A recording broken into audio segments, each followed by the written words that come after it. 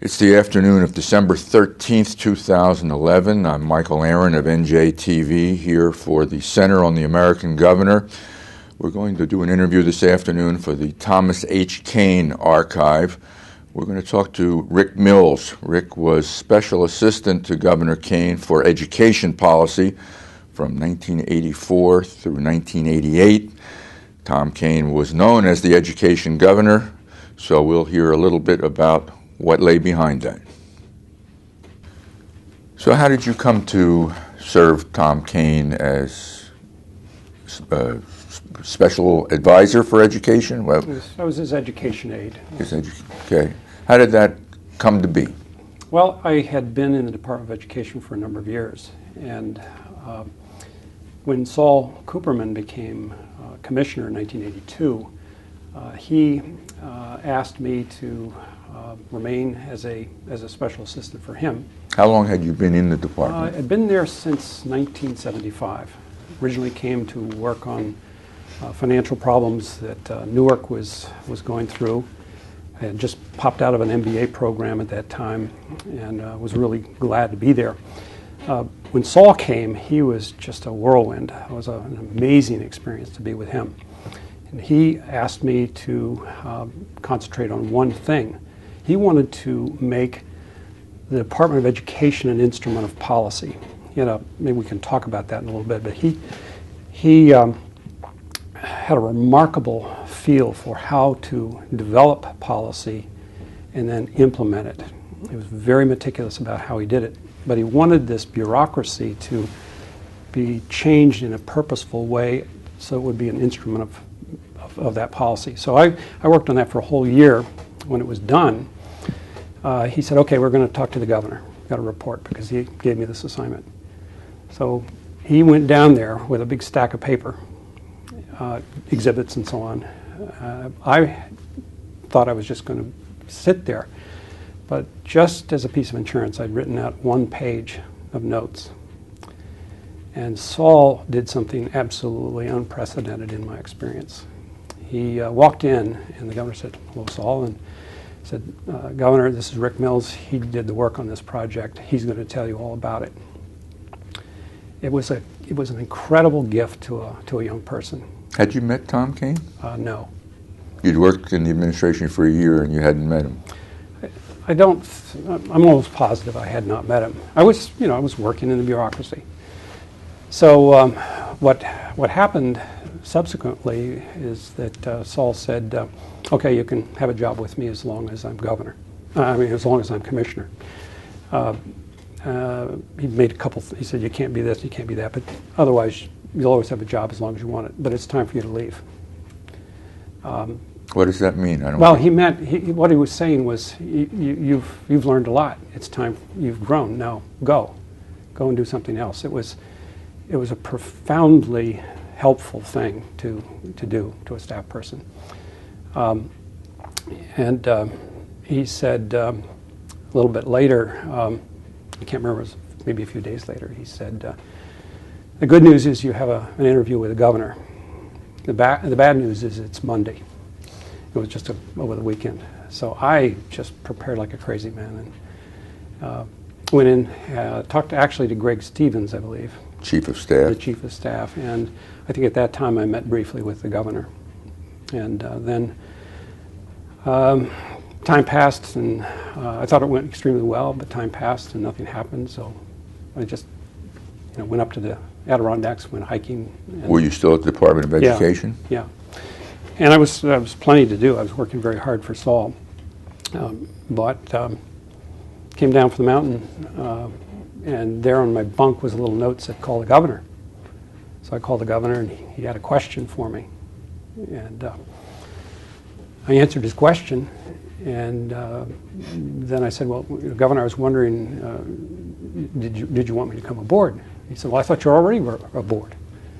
So I called the office and said, the boss thinks I'm there, so let's go. And it was just the perfect time to join his administration. I was coming in the middle of his education reform efforts. He'd been active nationally with Governor Hunt of North Carolina. on a big task force, and of course he and Saul had been working. But the trigger point, the reason for this interview was that Governor Kaine was to be the chairman of the Education Commission of the states, and in the that was to Does happen. that commission still exist? Yes. Okay. At that time, it had previous to that, it had gotten weak. It was designed as an institution to counter the federal role, to represent all of the states, and kind of as a balance wheel. Governor Robb, who had been chair the year before, focused on making it a stronger organization and brought in Frank Newman as he was a very distinguished university president. But I was to work with the Governor Kaine, as he prepared for his year as chair, and it was just, we can talk about that. That's the whole story. It was just a marvelous thing. Let me go back a second. You say that you came out of business school. I had a. Were you an expert in education who got an MBA? Never got to be an expert of anything, but I started as a teacher, and I had. Where are you from originally? I was born out in the Midwest, out in Illinois, little farming community.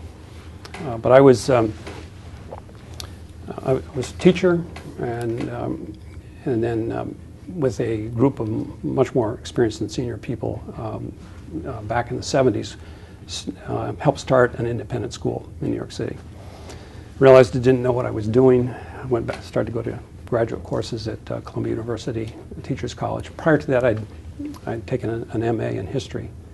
Thought I was going to be a history professor. I decided I just had to get out and do something. And so went into teaching. But subsequent to being involved with that band of adventurers and creating this school, What was your school called? It was called the Elizabeth Seeger School. Does it still exist? No, it lasted for about 10 years, 11 years, I think. I was there just for a couple of years. But to fill the gaps that were so obvious to me as a school person, I went back to Columbia, and just through a series of lucky accidents, became aware of a Ford Foundation opportunity, to which I subsequently it came to me, and I had this grant, and they said I would accept it if I could spend most of it at the business school. They had a joint program between Columbia Teachers College and the business school. It turned out to be a very, very fortunate circumstance. I learned a lot of things. How did you get to the New Jersey Department of Education from there? I remember the Botter decision, the great state aid case in New Jersey, and I remember opening the newspaper and thinking, good Lord, it's going to be settled, and I won't have a part in it. And of course, it went on for 35 years, I guess, afterwards. But I had an interest in education finance, and so I got a job there. And second day on the job, I was sent to Newark, because they had this chaotic situation there with their financial records, and so I was working there.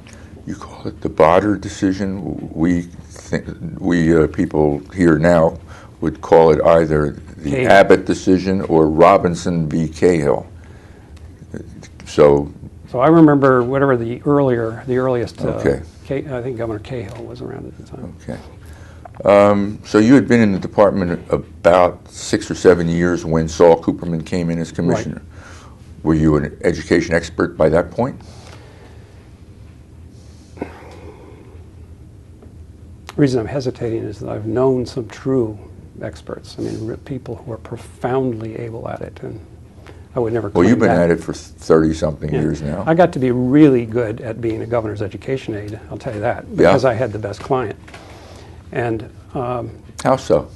Pardon? How so? What made him such a good client? He has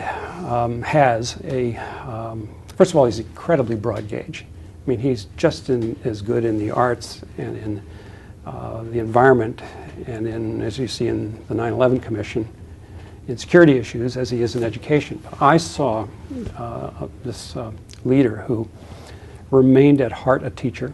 He understood that as he called it, the living bridge between state policy and results is a teacher.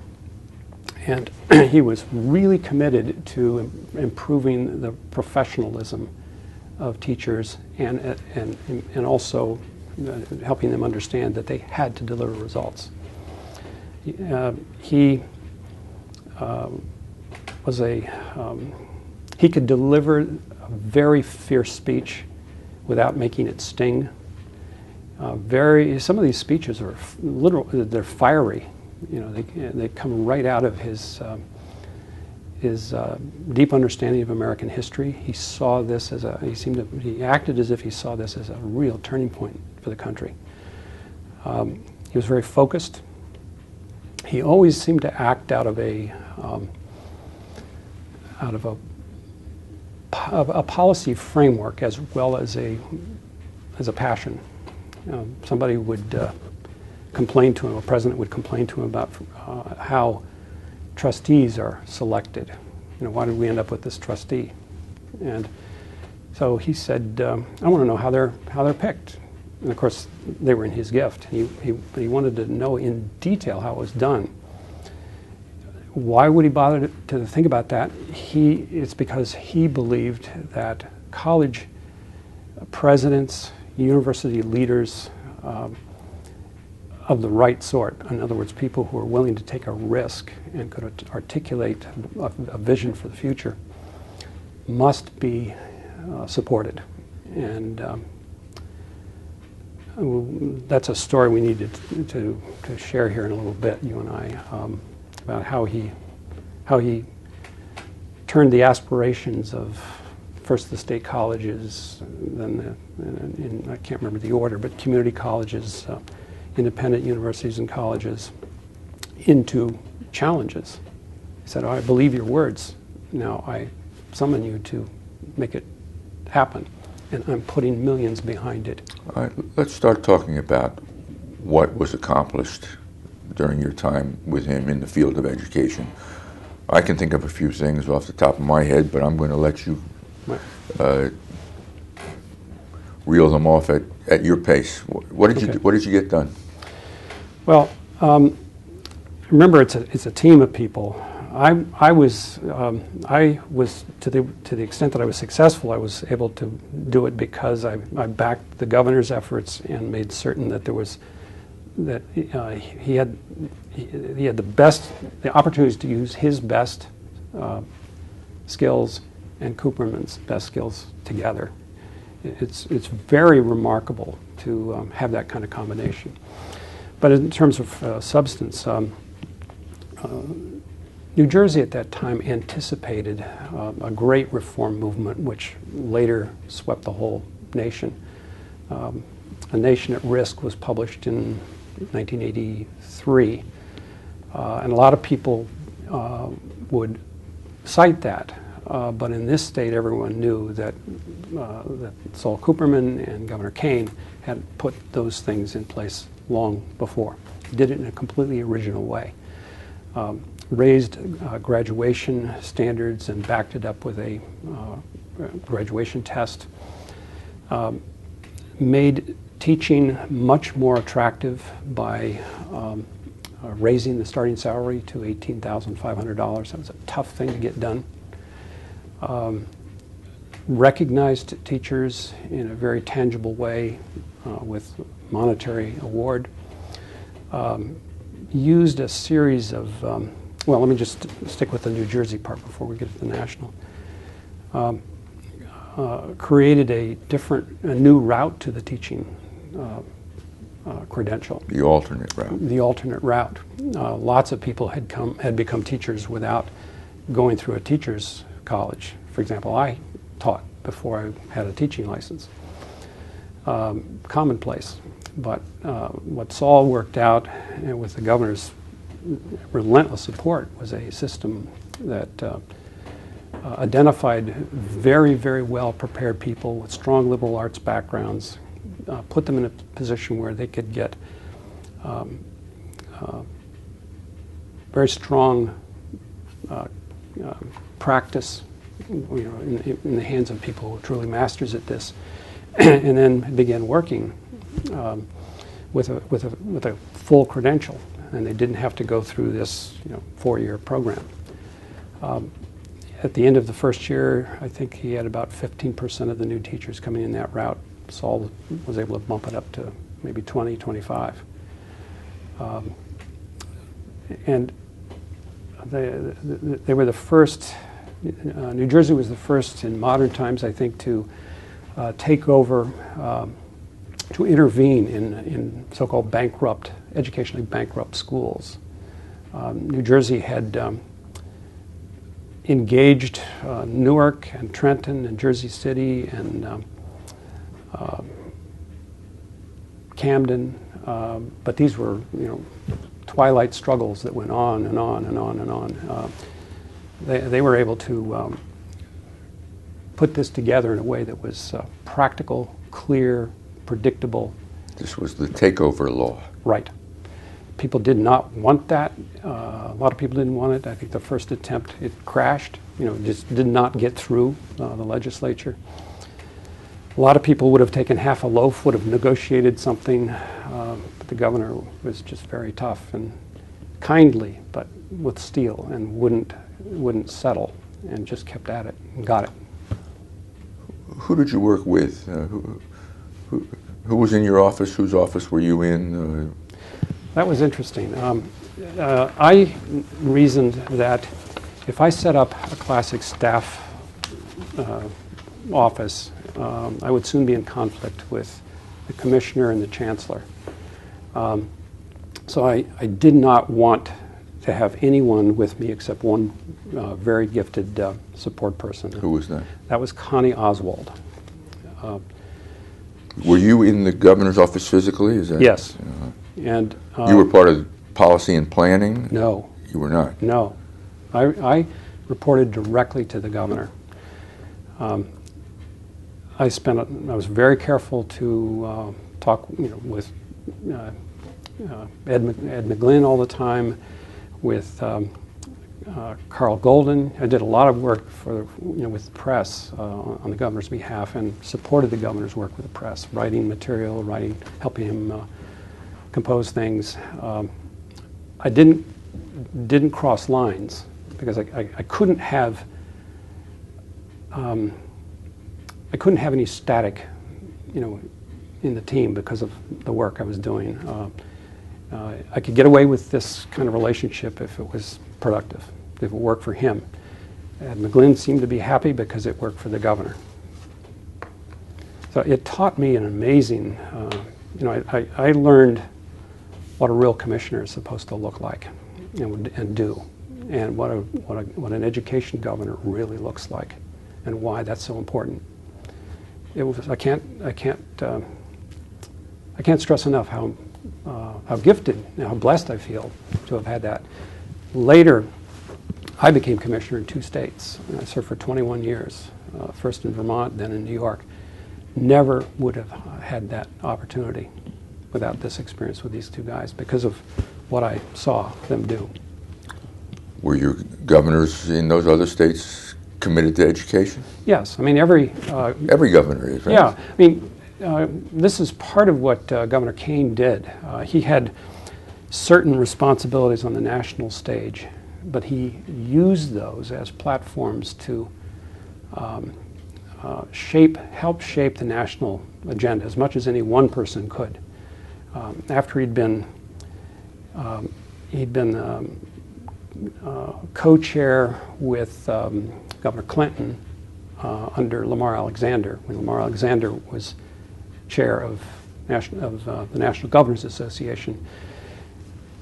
After their work together was done, and they did an immense amount of work, it's called Time for Results was their report. Governor Kaine became the designated lead governor on education for the National Governors Association. And there was nothing ceremonial about that. He was around the country talking to all the presidents, thousands of presidents at a big national meeting, talking to every organization that had reach, talking to the president, to the would-be presidential candidates in, what would that have been, 88, as they were getting ready for 88. Telling them that Bush and Dukakis then. I don't know if he talked to Dukakis. I believe he talked to Bush. Those are not the, I was with him in a lot of places, but not that kind of meeting. But then he went back and made a speech about that, and then wrote an article about that, and he talked to all the governors about that. Because he really believed that the federal government was not doing enough in education. Now people complain that the national education agenda is taken over by the feds, No Child Left Behind. And Governor Kaine used every single platform he could find to press a very clear and powerful and subtle message about what the nation needed. I remember him going to the Congress and saying, just because, and why was he there? Well, because they had to reauthorize the Fundamental Education Law, Chapter 1, it was called at that time, later Title I, later No Child Left Behind, several generations later. But he said, I'm not here to ask for more money. I'm telling you that if you want to do something about education, the governors are doing that, the states are doing that. And we're doing it because the federal government is leaving gaps. If the federal government is not doing anything. If you want to do anything, take care of the deficit. He hammered them about the deficit way back, when was that, 87 or something like that. And then he said, but on this education law, don't spread the money out. Concentrate it, but concentrate it under conditions of special advantage so that it works in the poorest school districts, and don't tie it all up in detail. Make it possible for us to reward performance. And see, he could get away with these kinds of things because he's so kindly as a person, and because he'd already taken the risk. And he'd already done more dangerous things and won and lost. And how much, once you were his special assistant for education, did you interact with him? A lot. It was very interesting. It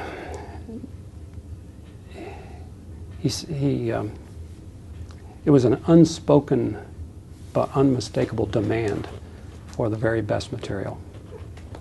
He wanted to know what everyone was thinking about around the country. When he started in this national role at the Education Commission of the States, he wrote a letter to 400 people around the country. And I think he got about 150 answers. Which you read and briefed them on? Yeah. I mean, I helped him with the letter. I helped him figure out who the 400 were. And some of them were political people, governors who had done good things. Some of them were people in much more modest positions. Some scholars, other. He was. But he. I mean, there were several different phases of the answer to your question. In part, as he was getting ready to be chair of the Education Commission of the States, I had a few meetings with him in which I said, Governor, what do you want to do? What are you interested in doing? Here's a list of a dozen possibilities.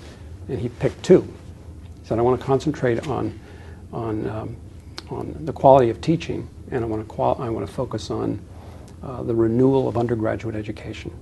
So I said, fine, and I withdrew, and I just shook the nation to find the smartest people on those two things. What was happening was the election campaign coming up for '85. So there was a period of time where I just couldn't talk to him. But come December, we had meeting after meeting after meeting. And it was all on our once he ground. had the mandate for another 4 years, it was time to get to work. Yeah, that's right. There was one major exception. He had a chance to be one of the two governors on a Carnegie task force on teaching, which turned out to be extremely influential. And their first meeting was in New York, and right in the middle of the campaign. And so he told his advisors, "I'm going to that meeting," which was... Did you go with him? Absolutely. I was with him at all those education meetings, wherever it was. And he dramatically shaped the outcome just by what he said. The other governor was also very, very skilled. It was Governor Hunt, Jim Hunt.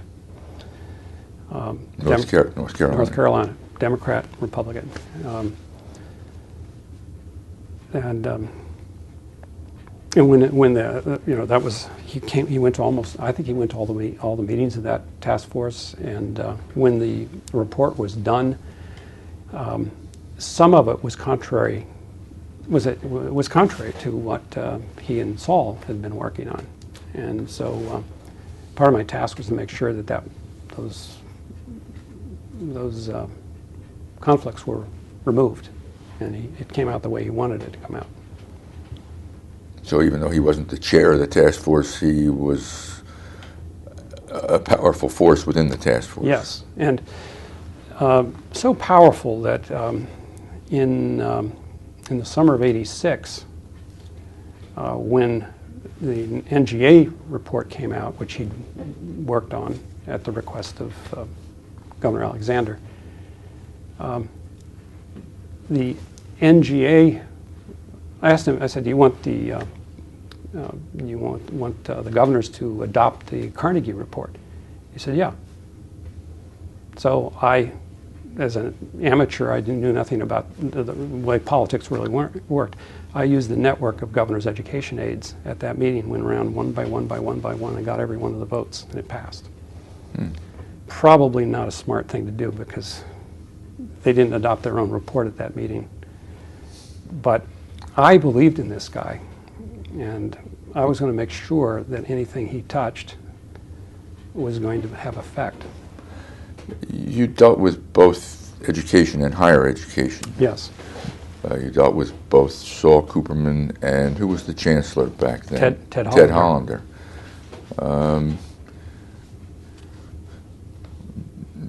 Once you started to work in the governor's office as opposed to working as special assistant to Cooperman, was there frictions between any of those entities? You, the governor's office, the Department of Education, the Department of Higher Education?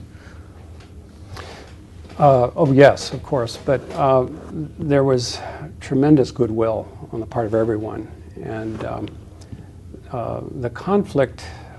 First of all, the governor was so supportive of Saul. They were very different people in many ways, but both profoundly focused on performance, on results for children. They worked differently. One came out of a political, was just a master of the political process. The other was a real, he was a superintendent of the very best. And there were very few times I got the wires crossed. And we would, it was never because of the governor. It was just, my trying to be a good staff person. Saul would always, Saul would meet periodically with the governor. Not all the time, but just periodically. He was not the kind of person who needed FaceTime, as they say. He was all about results. And so he would periodically put together a list of things, topics, policy topics, and then he would brief me in detail. Sometimes it would take 2 hours. We go through all of this. Where? Your office? His office? No, I would go to him. No, office. I would never do that to a commissioner. Where was your office in the State House? Was it in the Warren on the first floor with the governor and his key people, or were you up on the third floor? Or? It was second floor. Second floor. Yeah. Okay. I had this. It was great. It was just a tiny little place just the way I wanted it. I didn't want any trappings. I didn't want any. I've seen how staff people can just screw things up, you know, and I didn't want that. But with Saul, you were asking about conflict. Yeah. Saul was wonderful. He would share all of this information with me in detail, and then I would brief the governor in great detail and in writing. And then there'd be a sit down with the two of them, and I'd be there. Sometimes I'd take, I'd say, well, I would raise challenging questions for the governor, and he would never impose anything on Saul that Saul didn't think was right, because he had a good reason for what he wanted to do. But I can remember once on the question of public school choice, the governor was interested in it. Saul thought it was, I can't remember exactly what he thought, but it certainly couldn't be done quickly. He said, I would need 9 months to work on this. Don't put it in the speech. The governor was going to give a big speech on urban education.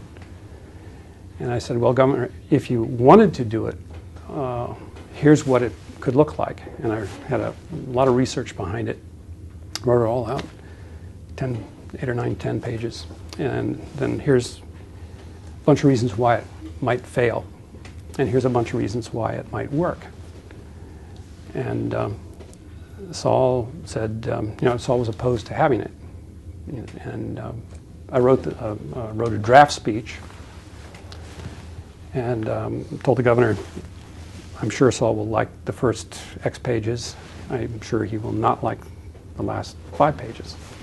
And so we just sort of hammered it out together. And in the end, there's no way that the governor was going to impose on his chosen commissioner something that the guy didn't want. So they worked it out so that he would call upon Saul to investigate this idea, which was smart. It was a smart thing. So he publicly said, I'm interested in this. I want to know the answer to some questions, and here they are. How about you and Hollander? Hollander had a very different role. We had a very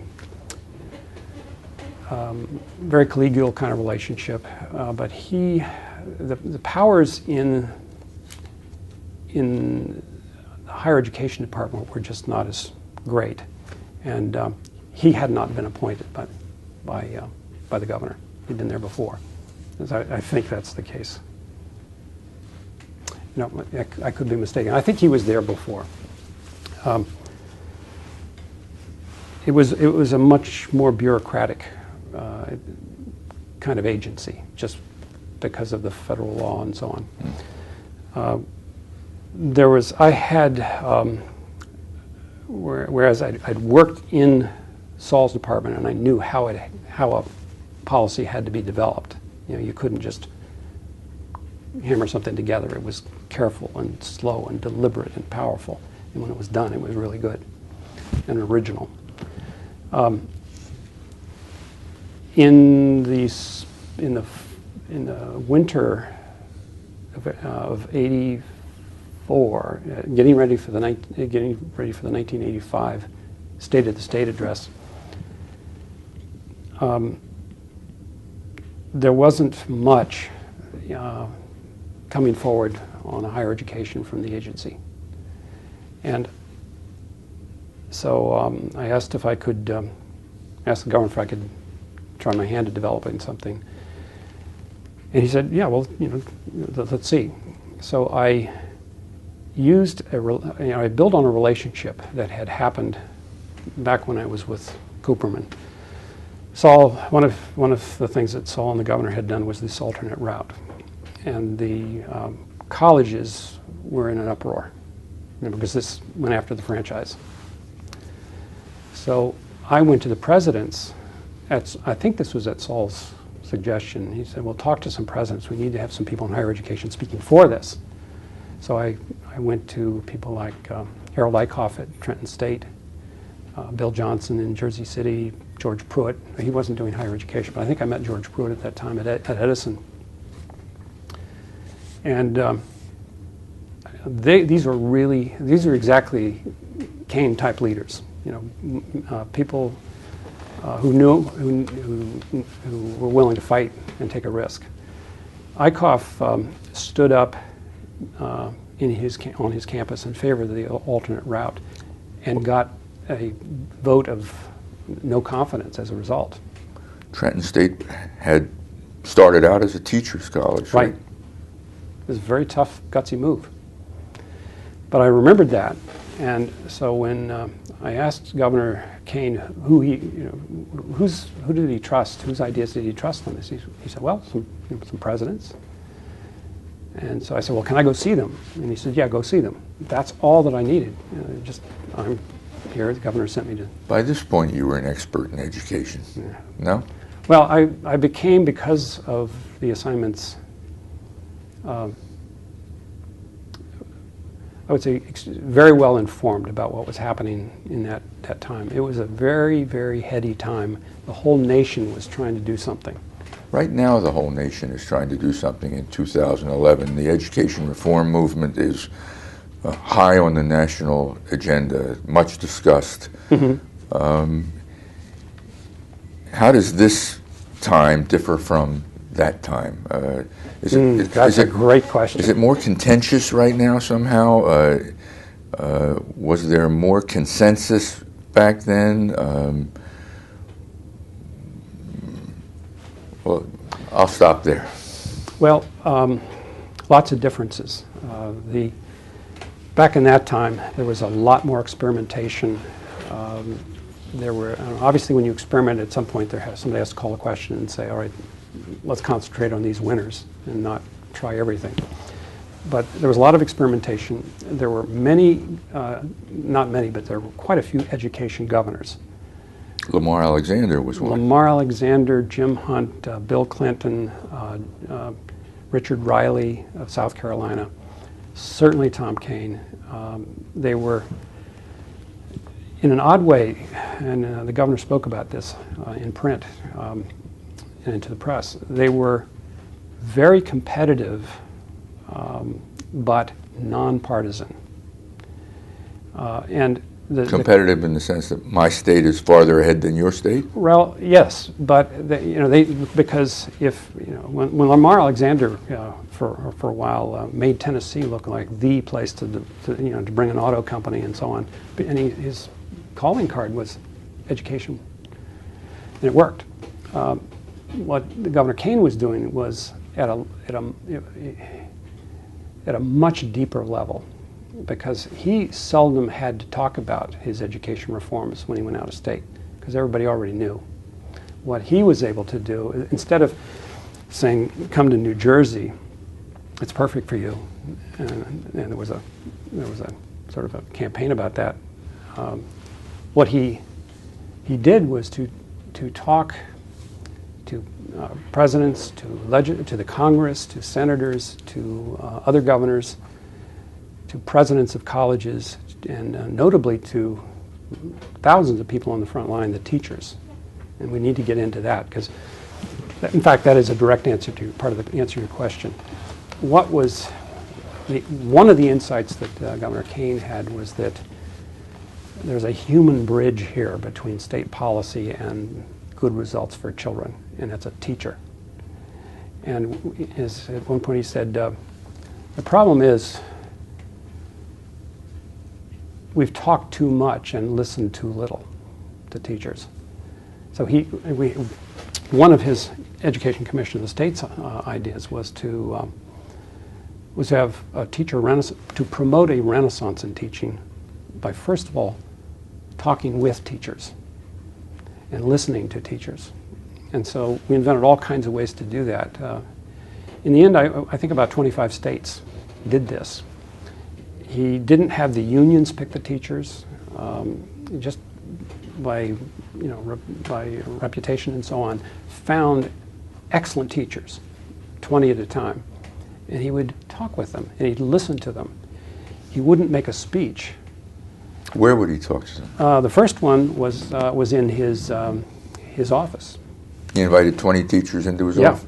And he let a bunch of other people watch, but he didn't let them talk. He let the teachers talk to him. Press was in there, and he really got an earful. And then he did it again, and then he did it again. And then he persuaded other governors to do it. And we developed material to support these kinds of things. We had a national teachers forum. And he would write the, I helped him with this, thin little pamphlets on, how did you get something like this started, or how would I do that here in my state, or why should I do it at all? And it was very pointed. He said, if you're trying to change something, it makes no sense. It flies in the face of all that we know about change if you don't talk to the people who are involved and listen to them. He said it makes, he said, we can't expect our education reforms to succeed if the proposals, if the policies do not address the real interests of the people most affected. Well, I see the obvious difference between then and now. Right. Yeah, it's appallingly different now. It's almost a pitched battle between the teachers' unions and the reformers, is it not? Absolutely. Now, the governor was, not the kind to walk away from a fight with teachers, with the unions, for example. And so both of them had struggles with the teachers' unions. I really enjoyed working with unions. I had not had that experience before, but working with both NJEA, also at the national level, because Al Shanker wanted to know wanted to meet with the governor, and Mary Futrell, his counterpart in NEA, and also the higher education unions. The governor, one of his proposals was, or one of his things that got done was to free the state colleges from civil service control. And the union didn't want this. It would be another thing that would destabilize. They didn't want it. He wanted it, and it happened. Some years after you and he left the scene, the Department of Higher Education was abolished. Yes. Did you have a view at the time as to whether that was... It was very controversial here in New Jersey when Governor Whitman granted kind of autonomy to these colleges that they hadn't enjoyed before. Did you have a view as to whether that was good policy or not? I was at that time so deep into my work as commissioner in Vermont. I just, I didn't have time to be smart about what was happening. I was aware of it.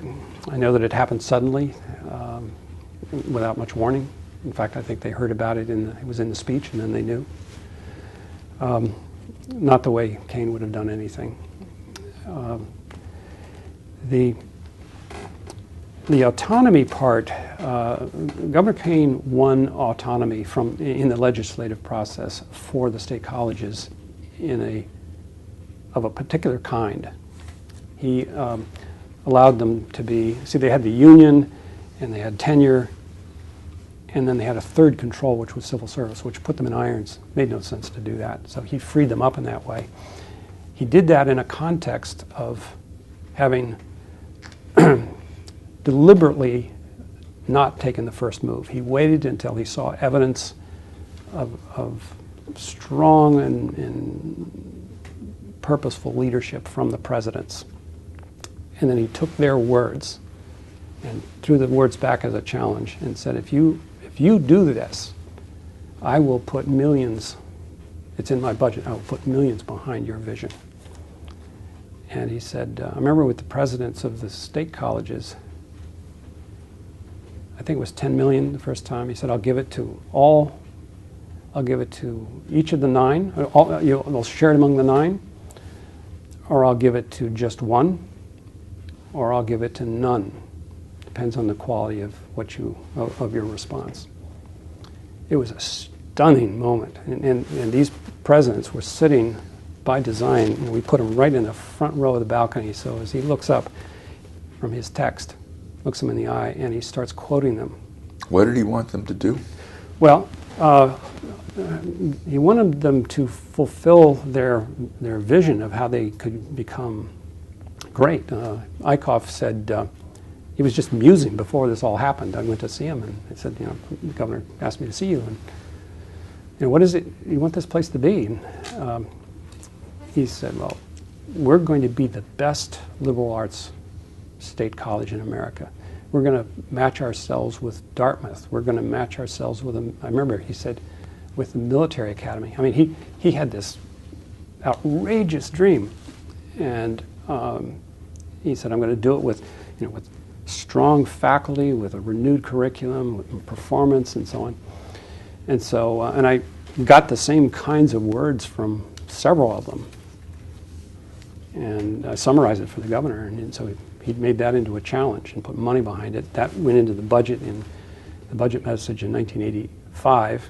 He delivered the challenge personally, and I think he gave the money only to two. And one of them was not Trenton State initially. Later they got it, and he kept doing it year after year, each sector, and then he kept talking around the country about it, so that when he went to lecture, literally lecture the assembled presidents of the nation out in California someplace, and talk to them about how undergraduate education costs too much and delivers too little. They listened to him because they could see that he'd already done something about it. How were his relations with the NJEA?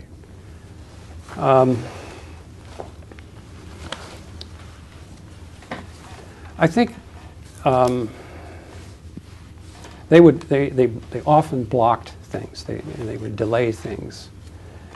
They would get into ferocious scraps with Saul. It was much, much, much harder for them to fight like that. They couldn't fight like that with the governor. Why? Personality, too powerful? Well, his bearing had a lot to do with it. He spoke with such passion and compassion for teaching and teachers, and he'd spent so much time, countless hours, talking to teachers. It could get really embarrassing, you know, if somebody started saying, "Listen, here's what teachers think." He would say, "Well, I actually talked to a bunch of teachers on that point, and here's what they tell me." So you just didn't want to engage with him. He was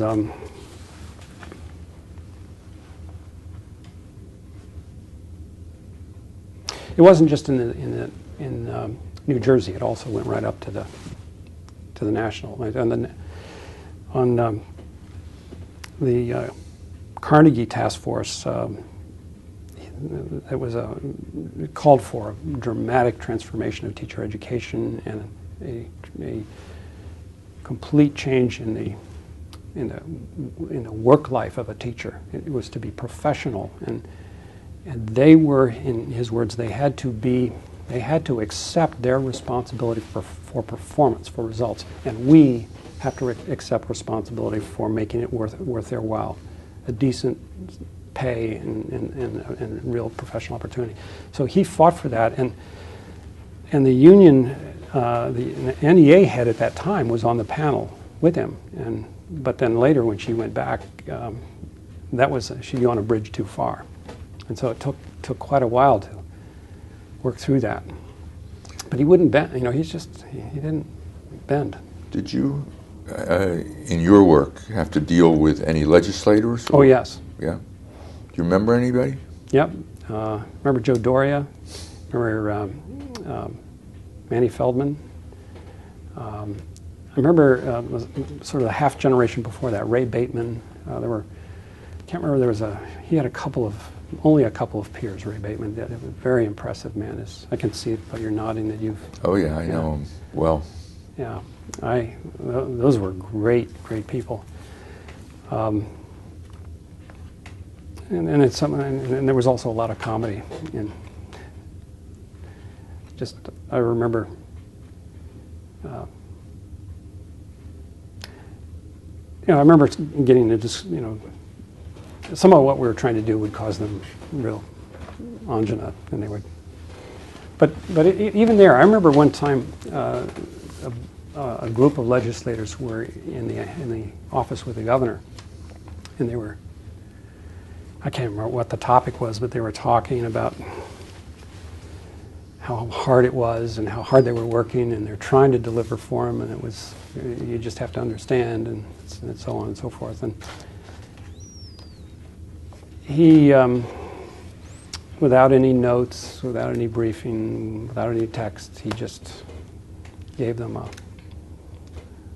lecture on a very quiet but telling lecture on political courage. Did it work? I can't remember the issue, but darn near everything he went after, he eventually got. Sometimes it was the second or third try.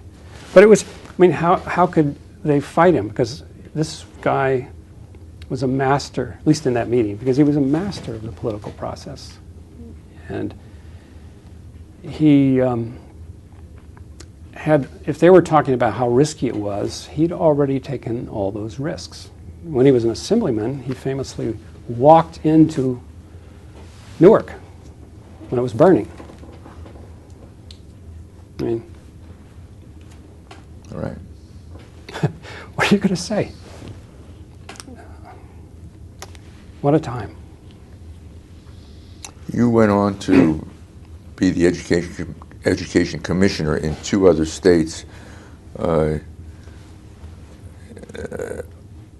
the infrastructures or the levers of power vastly different, or is one state pretty much like another? No, they're very different. And yet, and I'll explain why briefly, but in yet, the way Tom Kane would engage 3,000 people and make every one of them think he was talking only with them also worked in East Montpelier when there were 20 people who made it to the meeting through the storm. So the tactics worked. Being there personally, talking with teachers. When I got to Vermont, I found that a whole bunch of teachers had already been to talks with teachers. They knew all about what Kaine had done, and so it was very easy to build on those things. Just had to do it in a different way. With Cooperman, I knew how to be a commissioner because I watched him and I'd worked with him, and I knew what worked and what didn't work. Obviously, I neither in Vermont or in New York did I have the same situation in that I was not appointed by a governor. I was appointed by the board. And the State Board of Education? Yeah, in New York it was the Board of Regents, which is an ancient institution. It goes back to 1784. It's before the Constitution. So it's really a significant thing. But I still, from the Kaine years, I knew that I had to work with the governor, and I did. I spent a lot of time working with the governor. Who were your governors? Well, in New York, of course, Pataki for the longest time, Spitzer for a brief time, I didn't have the chance to be there with Cuomo, but I knew him as Andrew Cuomo, but I knew him as an attorney general, and I'd worked closely with him on related things. In Vermont, Madeline Kunin, Howard Dean, Richard Snelling, in between the two of them. So the education commissioner in those states does not serve at the pleasure of the governor? No, at the pleasure of the board. Does the governor control the board? The governor in Vermont, I don't know what it is now. Right now, the governor, let's see, this maybe within the last 5 years, the governor in Vermont appoints the commissioner. That was not the case in my time there. The governor had the right of first refusal. Tom Kane, predictably called Madeline Kunin and said, this is an okay guy, you should say yes. She still asked me hard questions, but I got the nod. But once it was not her, she could refuse, but it was the board that appointed me. New Jerseyans have long believed that the governorship here is the most powerful in the nation. We've convinced ourselves of that. You have an interesting vantage point on that question. Do you see it that way? I found that on some things I would lose my even-mindedness. You know, that would be one. And like at one point, excuse me. At one point, Governor Dean, in one of his messages to the legislature, said we're going to change this so that governors can appoint commissioners. And so the microphones went to immediately to me. I didn't know this was coming, and I said it sounds like a problem, and it sounds like a solution in search of a problem, because it's working. And in fact, all of the governors in Vermont had me sit among the cabinet. They treated me as a cabinet member. They were very, very gracious people. And Madeline Kunin, in fact, all of them worked very hard for education. We would tour schools together, we would work together, and so on. But Vermont, there the political culture is much flatter. Power is very widely shared. And town meeting was still a very much alive tradition there. Any fourth grader felt able to stand up and give a talk, and did. But I always thought in New Jersey it was one of the conditions of special advantage to have people of such caliber there in that office, in Tom Kane and Cooperman, and then some of the other people we've talked about, knowing that there was no other person elected statewide. So when you had to get these tough things through the legislature, it helped to have that much moxie behind it. It can be taken to an extreme. We have a tradition in New York, a place I dearly love, where they talk about 3 men in a room. And that's not the same thing. And things happen, big things happen like that. 3 men in a room: the Senate President, the Assembly Speaker, and the Governor. Right. We don't use that phrase here, but we have that system. Now, I don't know if we did in your day. Sort of, okay. Do you have any thoughts? Are you writing out some thoughts? Okay. What do you think the greatest accomplishments in education were under Governor Kaine and with your assistance? I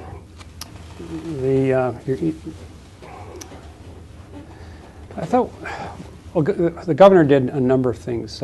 First, let me talk about just at the state level, but then the national level, because that was very real what he did. State level, you had a set of expectations defined for graduation, and the performance requirement was dramatically raised, and backed up with a high school graduation test. And when they found that, I think there was a finite number of 8th graders who just could not pass the first year. I may be getting the numbers wrong, but that quantified the problem, and you could laser-like go after that problem. They opened the pathway to teaching to some really remarkable individuals who've been very well educated, and helped them, nurtured them. Created a system for I can't remember what the name of it was, but it was sort of it was a teaching and learning system for professionals, for teachers and school leaders, so that they could learn what works. There's no exact formula, but there's some things that work better than others. There's what Lee Shulman called the wisdom of practice, that you shouldn't have to wait 20 years to learn. It can be given and taught, and so they did that.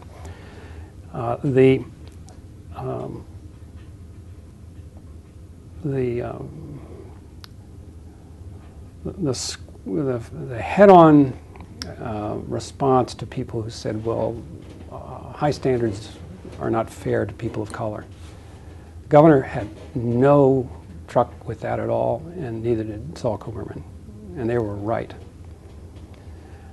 Later, the President of the United States, George W. Bush, made a lot of hay talking about this, but it was Tom Kane and Saul Cooperman who first took the risk and I think made it safe. The systematic way of evaluating the performance of urban school districts and then doing something, laying out how well they had to do, laying out the consequences, and having a series of sieves that you could fall through. And if you got to the bottom, fell through the bottom, the state was going to run the place. That was good. It's very hard to do.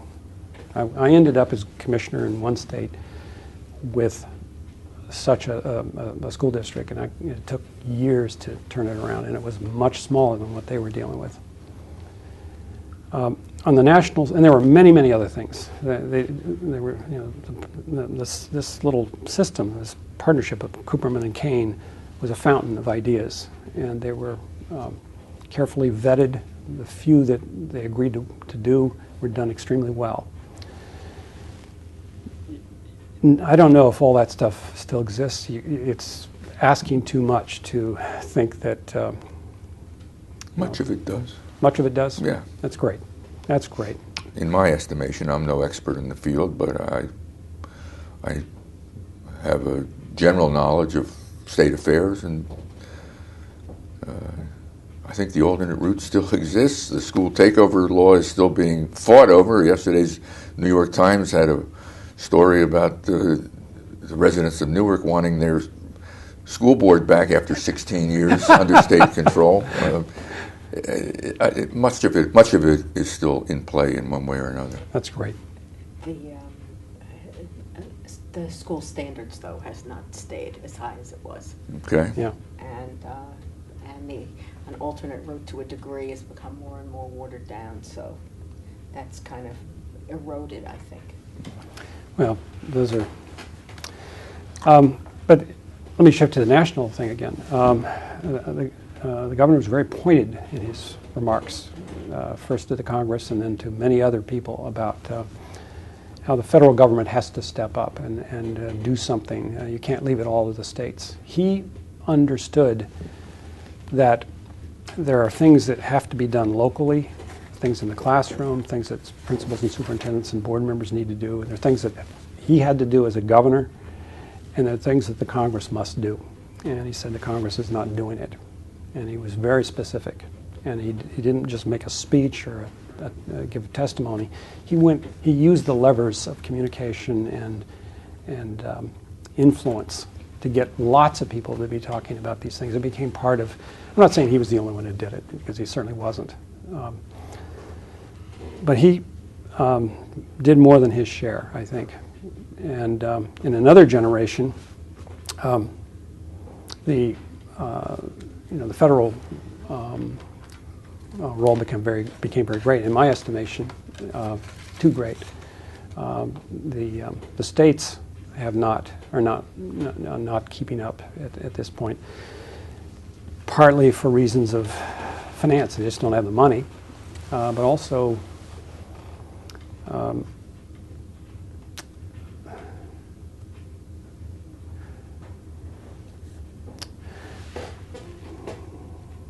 don't know, it's complicated. No child left behind, is that what Yes, you're referring to? yes. It's too aggressive? No, it's not that it's too aggressive. This is only my opinion, and I could be wrong on it, but it's about compliance. And it's, as I said earlier, you can't experiment forever, but you need to call the question, but you need to continually renew things. There needs to be new ideas coming in all the time. And it feels as if the range of experimentation is narrowed to what is laid out in the race to the top. I I wrote and spoke in favor of Race to the Top. But it seems to be more about a particular level of the American polity. You know, a federal agency and a very large foundation, one very large foundation, putting the Broad Foundation? No, the largest one is the Gates Foundation. Doing good work, but it's in an earlier time that we're speaking of, there were lots of different foundations coming up with lots of different ideas, and the governors were tending to coalesce around a common agenda. In other words, a common set of things that had to be done right. But there was wide acceptance that what would work in Vermont would not work necessarily in Arizona, and that both should be respected. And the political leadership has to make it work in the way that fits the culture.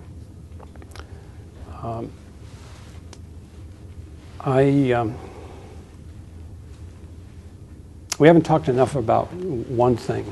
Go ahead. And that is how significant it was for this very powerful person, the only person with a statewide office, spending real time over and over and over again engaging teachers. Because he believed in it, he had been a teacher, and he was credible. He visited schools, as he said, long after the cameras stopped following me, because that's the best way, he said, to take the pulse of a community, to go to the school and pay attention, listen to them. But he said, you know, he told everybody, you know, why he was doing this, and he told the teachers. He said, we cannot succeed in all of these really good things we're doing. We need the second wave. We need to bring, we need the energy and the commitment of teachers. And he had it was so practical and so plain and so subtle.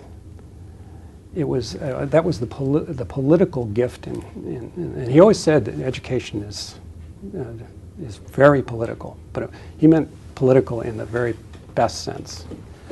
I remember once he had about 3,500 teachers in the room. It was at Princeton. It was in the field house, and it's always there. I think it was Teacher Recognition Day, and these were all people of consequence, the teachers. And he gave this. He gave a very plain-spoken account of what he was trying to do nationally, and tied that to what was happening in New Jersey. He says, but now, he said, now the hard part, will you join it? And the whole crowd just surged the podium. And they just, I was like, they said, now, let's sign up now.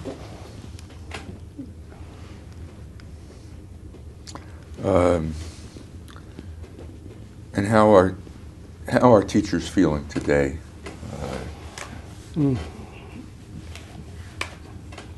As opposed to a moment like that just caused you to well up when you remember it. How are they feeling today? Well, I've been retired for 2.5 years, so I can't directly answer that.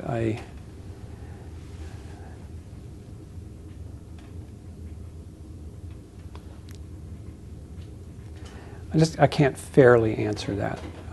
I, to the best of my ability, when I was in Vermont and New York, made time to listen to them and to be with them, and then I would, and I learned how to do this from you know who, but I would, in my writings, in my monthly report to the board, which was really a report to the whole state, I would tell these anecdotes, and I would talk about just as Kaine recruited teachers, I would personally recruit teachers. I saw a lot of, I would see bad teachers, and I mean, not bad teachers. I would see bad teaching, and I would tell somebody quietly. Tell the principal. I saw it once and saw in math class in a very, very poor school district.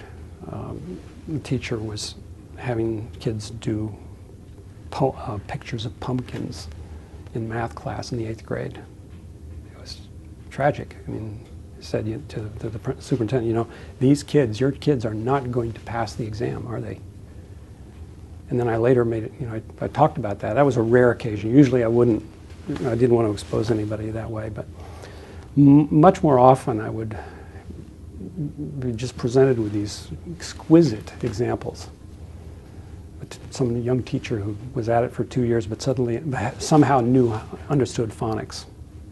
And I watched sat there for about an hour and a half as one kid after another suddenly grasped the idea that groups of letters have sounds and those are the keys to read, one after another.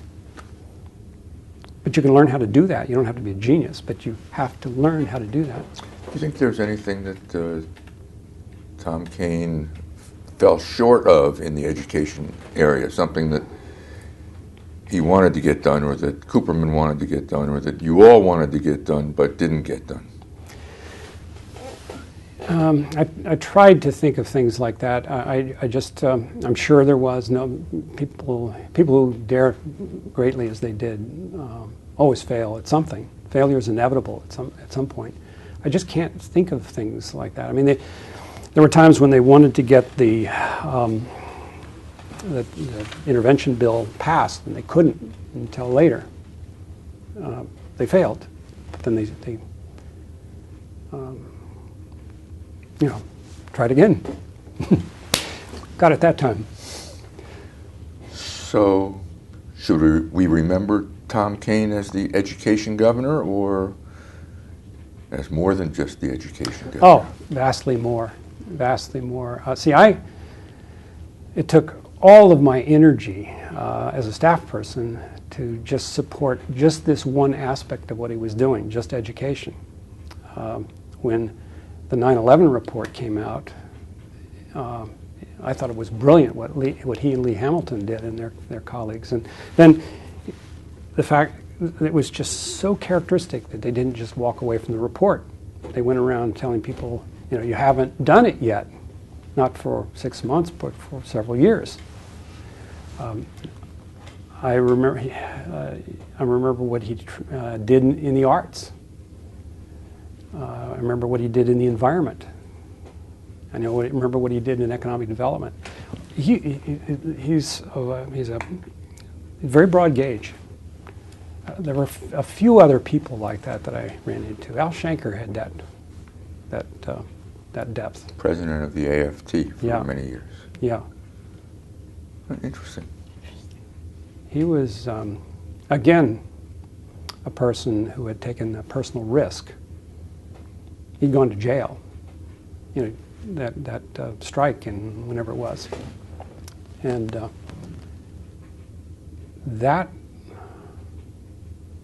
won him the right to say, we do need to make this a profession. We do need to have high standards. A lot of times, I'm sure the members hated that. And what was Tom Kane's risk, or what was the risk? What was the risk Tom Kane took? You mentioned walking into Newark in the middle of a riot when it was in his assembly district or near his assembly district.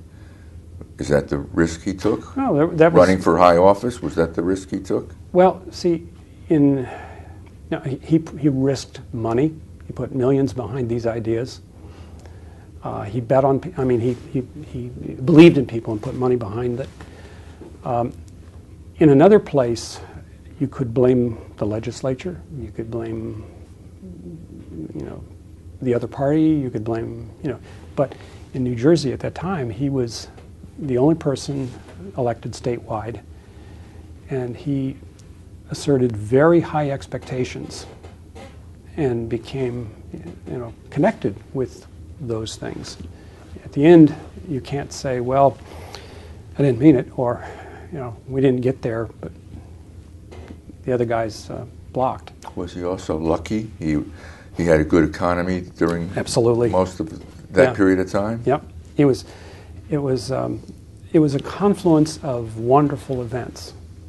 To have the money, to have the fact that the feds weren't doing anything, to have these national platforms to stand on, the Carnegie Task Force, the Education Commission of the States, the National Governors Association, to have other great governors of both parties. That was what helped make this a golden moment. A solitary, no matter how great, it would have been an unlikely circumstance. The best time for the education movement in recent memory? The 80s? It's hard to say because there